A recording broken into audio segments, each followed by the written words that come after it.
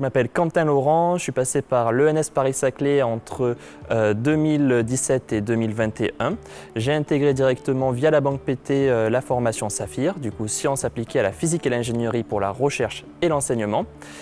Ensuite, j'ai continué en département génie civil et environnement, du coup Master 1 matériaux et structures. Du coup, j'ai vu tout ce qui était calcul de structure, les tenseurs, les contraintes, toutes ces choses-là. J'ai fait ensuite un stage de 3 mois au Canada dans un laboratoire de calcul de structure où j'étudiais la contrainte dans le béton qui atteint une maladie qui s'appelle la réaction alcali-granulat. J'ai choisi après de continuer sur un parcours plutôt axé enseignement, du coup préparation tout ce qui est enseignement supérieur et aussi passage de l'agrégation. En 2020, du coup voilà, donc j'ai passé ce concours que j'ai eu la chance de réussir. Et après j'ai choisi de m'orienter vers un Master 2 à vocation recherche à Sorbonne Université, du coup sur le campus de Jussieu, qui était lui plutôt axé environnement puisque ça visait tout ce qui était autour des bâtiments à zéro énergie.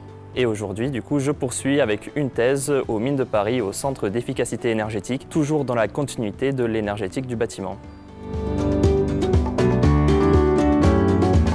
À l'ENS Paris-Saclay, je me suis plutôt bien investi dans tout ce qui est vie étudiante et entre autres dans l'organisation de grands événements comme la Nuit Anormale, qui est du coup une grosse soirée qui avait lieu à l'époque aux alentours du mois de février. Et du coup, voilà, j'étais dans cette organisation et c'est vraiment une grosse soirée. On met beaucoup d'énergie dedans pour l'organiser et c'est vraiment après derrière un plaisir pour accueillir les 1200 personnes qui viennent de toute l'Île-de-France pour participer à cet événement. On accueille des groupes professionnels, donc c'est à la fois un défi qu'on a réussi à relever avec toute l'équipe et donc vraiment ça a été un événement qui a été plutôt marquant de ma vie à l'ENS.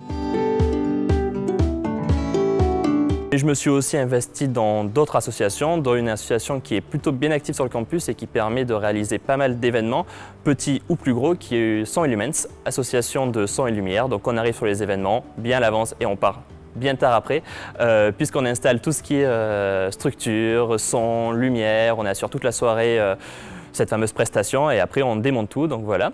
Ça a été un gros engagement au niveau de la vie associative et aussi plein d'autres associations pour faire des photos, association plutôt catho, association le BDE avec le fameux Way aussi où on a participé à cette organisation, donc voilà, plein de choses à ce niveau-là.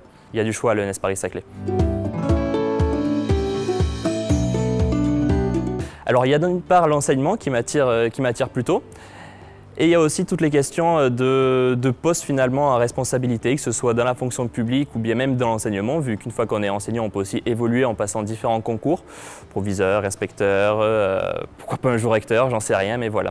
En tout cas, le côté engagement, responsabilité, c'est quelque chose qui m'intéresse. Alors peut-être dans 10 ans, je serai là, peut-être que je serai ailleurs. Actuellement, il reste encore beaucoup de choses à faire.